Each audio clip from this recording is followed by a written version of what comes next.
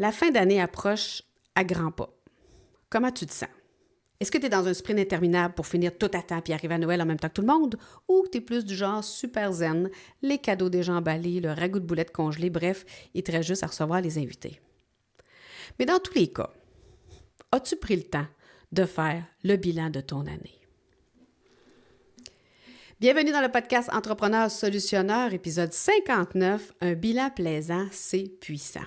Dans cet épisode, évidemment, je te parle de bilan parce que qui dit fin d'année dit on va faire le bilan de notre année. Et si tu te souviens, si tu me suis depuis le début, tu te rappelles peut-être que je t'ai parlé dans mon épisode du 30 novembre 2023, mon épisode 11, je t'ai déjà parlé de bilan. Et même, j'ai fait plus que ça l'année passée. Je t'ai fait un trio d'épisodes, soit les épisodes 11, 12, 13, où je te parlais de bilan, d'objectifs et de plans d'action. Et selon moi, si tu écoutes ou réécoutes ces épisodes, tu peux refaire le tour de la question et bien conclure 2024 pour démarrer 2025 en feu. Mais dans cet épisode, parce que j'ai cheminé, j'ai le goût de te parler de bilan, mais de façon différente. J'ai le goût de te parler de bilan, mais pas plate pantoute. Alors, j'ai une question pour toi. Comment tu te sens à la veille de 2025? Te sens-tu prêt à affronter 2025? Te sens-tu prêt à rentrer dans 2025? Est-ce que tu rentres sur la pointe des pieds en 2025? Le mot que tu vas utiliser est vraiment révélateur sur comment tu te sens vers la nouvelle année. Puis le bilan, ce que j'ai le goût de te parler dans cet épisode, c'est qu'on ne devrait pas attendre seulement à la fin d'année pour faire notre bilan. Je vais t'en reparler d'ici la fin de l'épisode, mais le bilan devrait se faire de façon régulière, le bilan de notre année, mais le bilan aussi sur toutes les choses qu'on fait, sur nos succès, sur nos échecs. Je te donne un exemple, OK? Admettons que tu veux, je vais dire, te perfectionner en présentation. Tu aimerais ça, toi, faire des conférences, ou tu en fais déjà, puis tu dis, j'aimerais ça m'améliorer. Qu'est-ce que tu peux faire? C'est quoi les solutions? Bien, tu peux commencer par prendre une formation sur des présentations, sur des conférences. Ça va aider, c'est sûr. Tu peux même te prendre un coach qui va te coacher pour t'améliorer. Évidemment, il va falloir que tu te pratiques, il va falloir que tu en fasses des présentations, il va falloir que tu en fasses des conférences. Donc, la pratique va t'aider. Mais si tu fais tout ça, OK, mais que jamais tu fais un bilan de ta performance, c'est-à-dire que tu ne regardes pas qu'est-ce que tu as fait, qu'est-ce que ça l'a donné, comment tu penses que tu vas t'améliorer? C'est sûr que tu peux demander à quelqu'un, écoute, j'aimerais ça que tu me donnes ton feedback. Mais toi-même, te regarder, je ne sais pas si tu le sais, mais c'est très puissant. Je te raconte une histoire. Quand j'étais au cégep, j'avais pris une formation, un cours qui s'appelait communication. Je ne sais pas si c'était en entreprise ou je ne sais pas trop quoi, mais c'était en lien avec la communication. Et dans ce cours-là, là, vous allez dire, mon Dieu, elle est folle d'avoir pris un cours de même.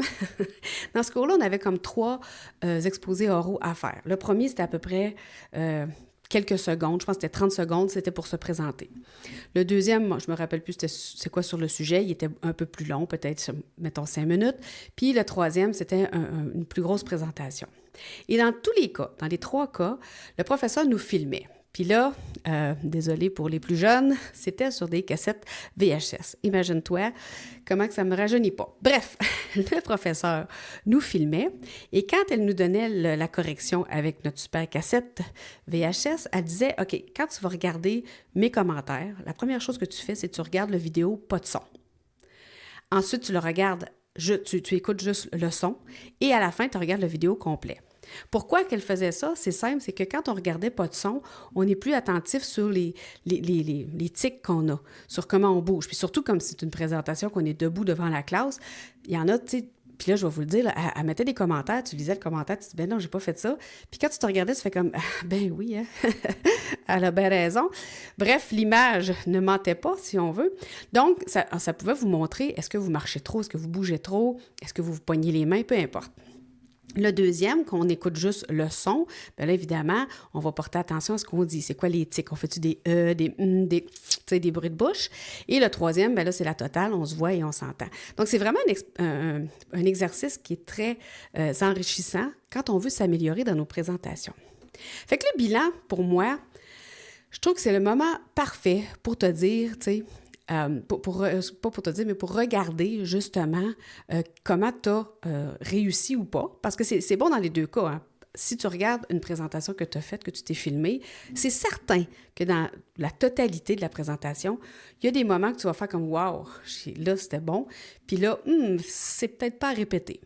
Donc, ça sert à ça, un bilan. Et c'est pour ça que je te dis que le bilan ne devrait pas être fait seulement en fin d'année. Il devrait être fait après chaque projet, chaque événement que tu crées. Peu importe, là, appelle ça comme tu veux, mais selon moi, tu devrais faire le bilan de tout ce que tu fais dans ton année avec du recul. Puis là, ce que j'allais dire tantôt, je vais me reprendre, le bilan, je trouve que c'est le moment parfait pour te dire, si j'avais su, j'aurais fait ça différemment, OK? Moi, je dis souvent à mes clients, tu sais, quand on prend une décision, on prend toujours la bonne décision au moment où on la prend avec les informations et les éléments qu'on a à ce moment-là.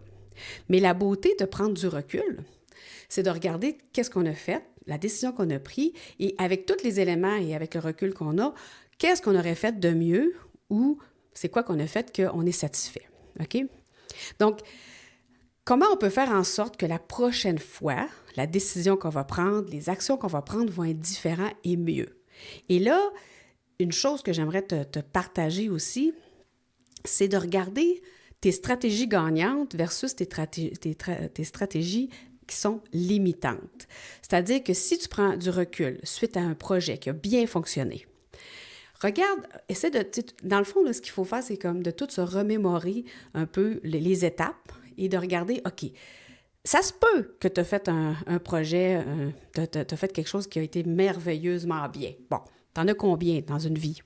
Pas tant, je pense. Il y a toujours des petits moments où il y a un petit défi, il y a un petit problème, puis que tu surmontes. Et c'est ça qui est intéressant d'analyser. Donc, tu prends un projet X, Y, Z, tu l'analyses de bout en bout, puis là, tu dis, OK, à ce moment-là, j'ai trouvé ça un petit peu tough, mais qu'est-ce qui a fait que j'ai continué? Tu sais, si je reviens, par exemple, à ma ceinture de karaté, j'aime ça prendre cet exemple-là, je t'explique parce que c'est quelque chose de long, qui s'est fait sur du long terme, donc ça a pris 1 an. Et je le sais pendant que j'étais vers l'obtention de ma ceinture qu'il y a des moments où j'ai trouvé ça tough. Il y a des moments où j'ai fait, ben voyons donc, j'en ai assez à faire, pourquoi je me suis rajouté ça?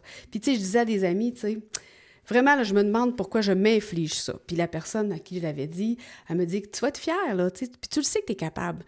Donc, c'est de prendre du recul puis de se dire, OK, il y a des moments où c'était plus creux. Il y a des moments, tu sais, c'est vraiment des montagnes russes. Mais qu'est-ce que j'ai fait? Puis qu'est-ce qui a fait que je n'ai pas abandonné? Après, tu fais le même exercice avec un projet, quelque chose qui n'a pas fonctionné ou moins bien fonctionné.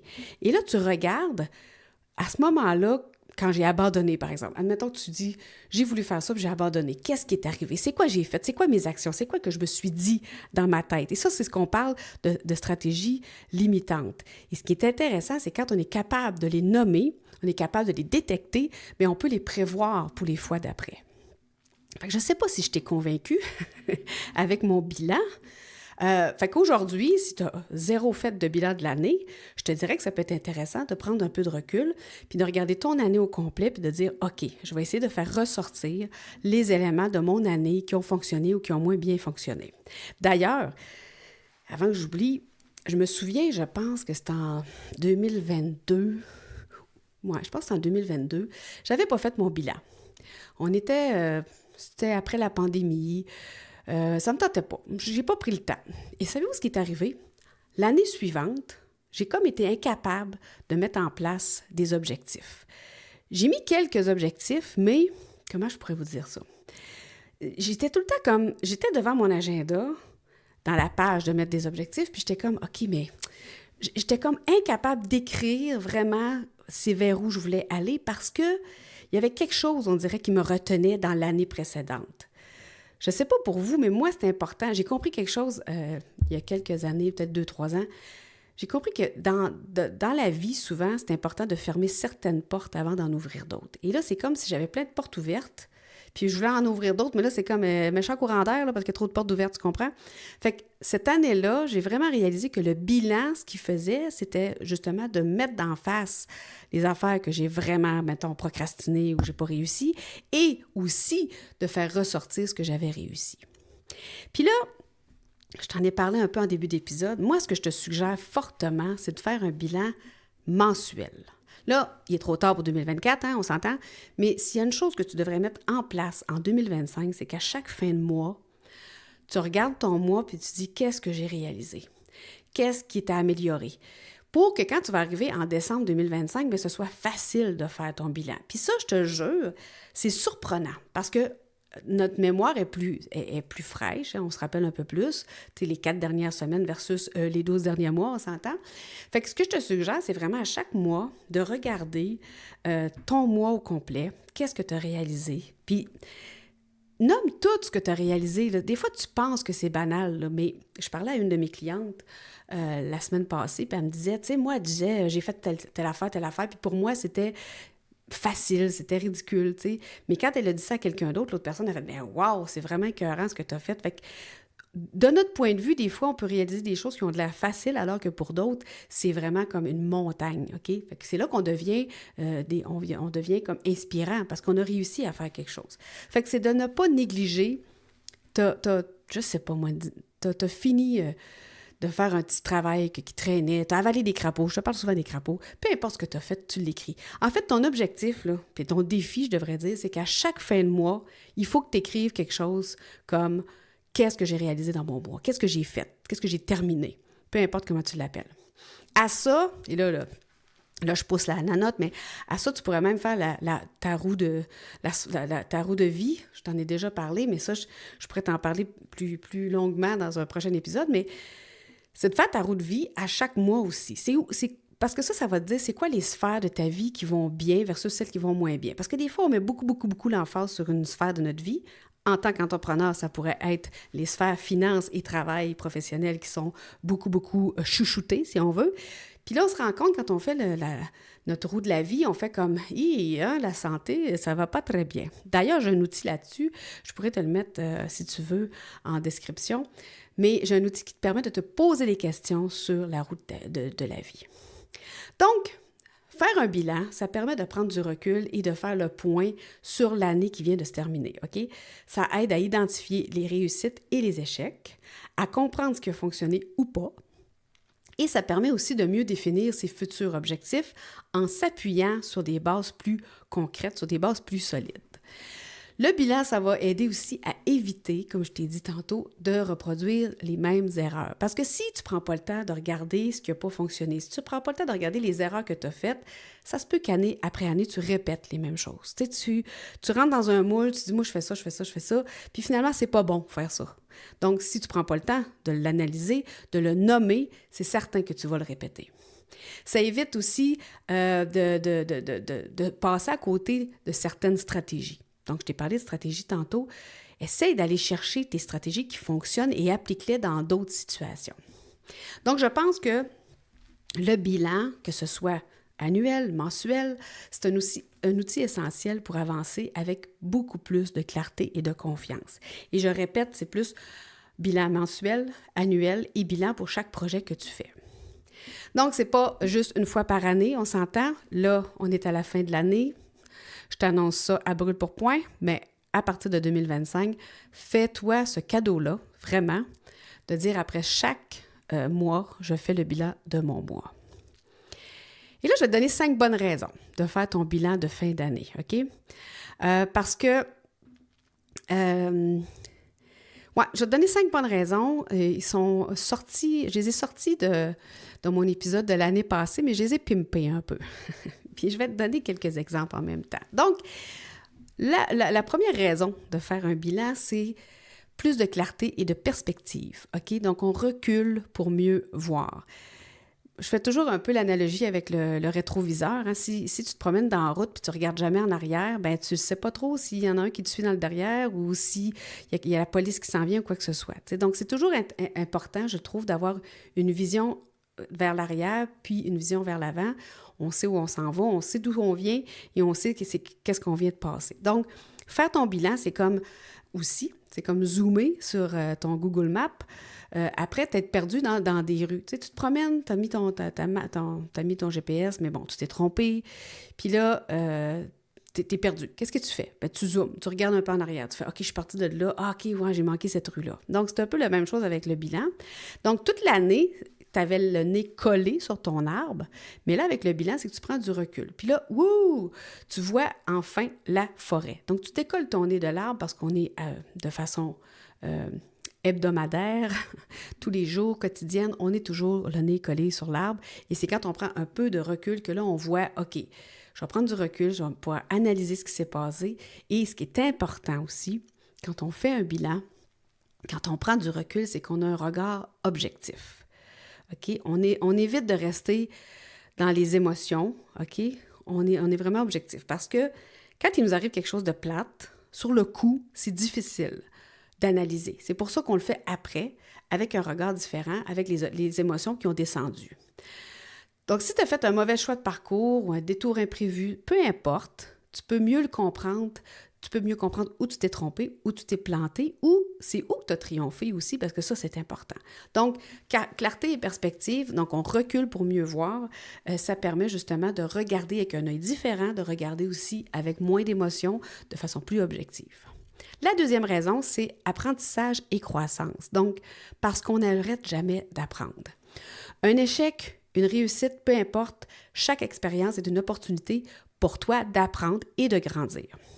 Pense à tes échecs comme à des mauvaises recettes, OK? Mettons là que tu as brûlé ton dernier gâteau, OK? Au moins, tu as appris que 150 degrés, c'est un peu intense. Bien, c'est la même chose pour un bilan. Tu sais, il faut juste que tu sois honnête. Un bilan honnête va te permettre de trouver les perles cachées dans ton année, mais aussi celles qui sont enfouies sur un tapis de « oups, j'aurais peut-être pas dû ». Donc, si tu regardes chaque action que tu fais, tu es capable de dire, OK, là, je t'ai donné un exemple de recette, j'ai mis le four un petit peu trop fort, il disait 400, j'étais pressée, je l'ai mis à 450, pouf, le gâteau a brûlé. Est-ce que la prochaine fois, quand tu vas faire ton gâteau, tu vas le remettre à 450? Pense pas, OK? Mais c'est la même chose dans ta vie, c'est la même chose dans tes projets. Si tu as fait une action, si tu as fait quelque chose qui a mal tourné, vas-tu le répéter? Peut-être si tu ne prends pas le temps d'analyser ce qui s'est passé vraiment. Troisième raison, définition d'objectifs réalistes, on sort les résolutions bidons, OK? Donc, un objectif réaliste, c'est comme un bon vieux jeans stretch, ça te va. C'est confortable, ça te donne envie de le porter. Alors, la même chose avec ton bilan. Ton bilan, tu vas repérer, tu vas faire la découverte de ce qui a marché, de ce qui a foiré, puis tu vas éviter de refaire les mêmes erreurs. Et en bonus, tu peux même améliorer ce qui marche déjà. Parce que ça aussi, c'est important. Donc, tes objectifs qui te font triper, c'est comme des jeans confortables, c'est comme des pantalons confortables, t'es bien dedans. C'est pas genre, tu regardes ton objectif, tu fais comme « Oh my God, qu'est-ce que c'est ça? » Non. Les objectifs qui te parlent, bien, ils viennent justement du bilan, OK? Et ils vont te dire, bien, l'année passée, tu as fait ça, ça a fonctionné. Comment tu peux le réutiliser? Comment tu peux l'améliorer? Et ça n'a pas fonctionné, fait que, bien, refais-les pas. Tu sais, c'est comme quand je me touche ici sur le bras, ça fait mal, bien, arrête de toucher dessus. Tu comprends? Donc, des objectifs réalistes, on enlève tous les objectifs, les résolutions bidons, hein, parce qu'il y a une différence avec objectifs et résolutions. Tu sais, les résolutions, moi, j'aime ça dire, c'est comme résolution du jour de l'an, on est un petit peu pompette, on fait un chin, puis je vais faire ça cette année, versus la définition d'objectifs réalistes qui suivent notre bilan, parce qu'on a fait un regard, on a pris du recul. Quatrième raison, ben, c'est les motivations renouvelées. Donc, on célèbre même les petits pas. Puis, vous le savez, si vous me suivez, j'aime pas dire les petits pas, mais quand même. Des fois, on fait une petite action, on fait une petite chose, puis on fait comme « ça vaut pas la peine. » Oh, non. OK? Tout ce que tu as effectué, tout ce que tu as réalisé, peu importe l'ampleur que tu y donnes, c'est important de le noter et de t'en souvenir. OK? Donc, tu dois avouer là, que tu passes plus de temps à te taper sa tête sur ce que tu n'as pas fait, OK? Versus de, pas de te vanter, mais de dire, OK, j'ai réussi telle chose, j'ai réussi telle chose. Tu sais, tout de suite, notre cerveau, il va faire comme, voici ce que tu n'as pas fait. Donc, quand tu fais ton bilan, ben, quand tu vas le faire, ton bilan, ben, célèbre tes victoires et fais le tri aussi dans tout ce que tu as réalisé, que ce soit des bons coups, des mauvais coups, mais prends vraiment le temps de savourer tout ce que tu as réussi. OK?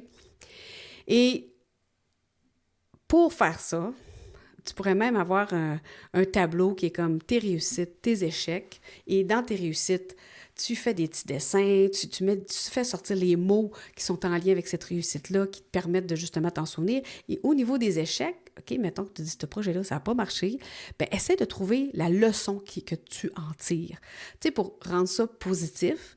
Donc, regarde tout ce qui n'a pas fonctionné, qui a moins fonctionné, puis essaie d'aller chercher la leçon que tu en tires ou, je dirais, l'élément à ne pas répéter. 5, orientation et alignement. Donc, on va toujours vers l'avant, OK? Donc, ton bilan, c'est comme ton GPS pour 2025. Si tu as pris un chemin qui était comme un petit peu foireux cette année, bien, c'est le moment de recalculer l'itinéraire et d'identifier ce qui t'a motivé, ce qui te tient vraiment à cœur et ajuster tes objectifs pour qu'ils te donnent envie de te lever le matin. Et ça, là, ça, c'est important. Quand tu te lèves le matin, as-tu le goût d'aller vers ton objectif? As-tu le goût d'aller faire ce que tu as à faire? Donc, utilise ton bilan pour avancer et non être en mode pilote automatique, OK? Parce que souvent, quand on ne fait pas son bilan, le danger, c'est justement de rentrer dans un mode de pilote automatique. Donc, on se lève, on fait nos petites affaires, on n'a pas de routine vraiment gagnante. Qu'est-ce qui arrive? C'est qu'en décembre de l'année suivante, on est à la même place. C'est tout ça que tu as le goût, d'être à la même place.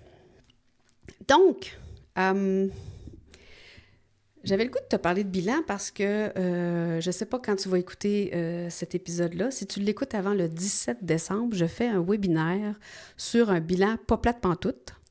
Et évidemment, je vais voir pour pouvoir faire une rediffusion, mais si tu peux être là en live, parce que c'est beaucoup plus engageant, le 17 décembre à midi, je vais faire un webinaire vraiment en direct pour parler de bilan. Et j'ai un petit bonus, j'ai un outil pour faire ton bilan, mais selon ton style de personnalité. Alors, je te tease un peu. Dans mon outil de bilan, j'ai une partie qui va être le bilan plus rapide et efficace pour les gens qui n'ont pas trop de temps, puis faire comme, OK, je vais faire un bilan, là, mais, tu sais, je n'ai pas trop de temps à perdre avec ça. J'ai quand même aussi mon bilan profond, là, avec de la réflexion, où il va falloir vraiment que tu prennes un temps avec toi-même pour répondre aux questions. Et j'ai aussi décidé de faire un bilan plus visuel et créatif pour les gens qui, justement, trouvent ça un peu plate de lire des questions. Donc, on va regarder ensemble comment on peut faire un bilan, mais de ta façon à toi. Et l'autre chose, c'est que si tu écoutes cet épisode-là, puis qu'on n'est pas encore le 17 décembre, puis que ça te tente de venir à mon webinaire, le lien va être dans la description, le lien était dans l'infolette que je t'ai envoyée. Prépare-toi en emmenant ton agenda, puis des photos aussi. Des photos de ton année. Essaie de sortir des photos qui représentent ce que tu as fait dans ton année. Puis souvent, quand on regarde dans notre téléphone, on recule dans le temps, bien, les images, les photos qu'on a prises vont nous rappeler un peu qu'est-ce qu'on a fait pendant l'année. Fait que ça aide à se souvenir de notre année, donc à faire un bilan. Et aussi, si tu es actif sur les réseaux sociaux, bien, c'est d'aller voir les posts que tu as faites. Donc, si tu rassembles tout ça, ça va vraiment t'aider à mettre en place et à faire, si tu veux, ton bilan. Donc, j'espère que je t'ai convaincu à faire un bilan, mais un bilan pas plate, là, un bilan le fun. Et surtout, j'espère que je t'ai convaincu à ne pas attendre à la fin de l'année pour faire ton bilan parce que c'est là que ça devient une tâche un petit peu plus ardue. Il faut aller fouiller, il faut se rappeler, versus on le fait à chaque mois. Donc, ton défi pour 2025, pour la prochaine année, c'est à chaque fin de mois, fais-toi un bilan de ton mois. Et je réfléchis, mais je vais sûrement t'offrir aussi un outil pour le faire, pour t'aider à aller chercher les pépites de ton mois. Mais bon, c'est pas très compliqué, hein? Tu t'assois, à chaque fin de mois, tu te laisses une note, tu dis, OK, qu'est-ce que j'ai réalisé ce mois-ci? Qu'est-ce qui a été une réussite? Qu'est-ce qui a été moins une réussite? Qu'est-ce qui a été un échec carrément? Et qu'est-ce que j'en ai appris? Alors, je te souhaite un beau bilan de l'année et surtout, je t'attends à mon webinaire si tu écoutes l'épisode avant. Sinon, je vais te le présenter en rediffusion.